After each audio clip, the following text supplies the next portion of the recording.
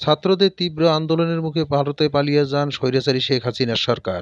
আজ অনলাইন যোগাযোগ মাধ্যমে শেখ হাসিনা বক্তৃতা দিতে চাইলে পিনাকি ভট্টাচার্যের মাধ্যমে ঘোষণা আসে ধানমন্ডির ৩২ নম্বর গুড়িয়ে দেওয়ার। ধানমন্ডির ৩২ নম্বরে সর্বশেষ পরিস্থিতি দেখতে থাকুন। রাত ৯টায় গণহত্যাকারী, খুনি, নির্লজ্জ ফ্যাসিস্ট হাসিনা ছাত্রদের উদ্দেশ্যে বক্তব্য দেওয়ার খায়েশ করেছে। এই স্পর্ধার জবাব দিতে হবে। এই স্পর্ধার জবাব দেব আমরা ধানমন্ডি ৩২ নাম্বার গুড়িয়ে দিয়ে। যেই মুহূর্তে সে বক্তব্য দেওয়া শুরু করবে সেই মুহূর্তে আপনারা দলে দলে আসবেন, ধানমন্ডি ৩২ নাম্বারে বুলডোজার নিয়ে আসবেন। বুলডোজার না পাওয়া গেলে হাতুড়ি শাবল গাইতি নিয়ে আসবেন। ধানমন্ডি ৩২ নাম্বার আজ থেকে আর থাকবে না, ইতিহাসের দায় মোচন করবেন।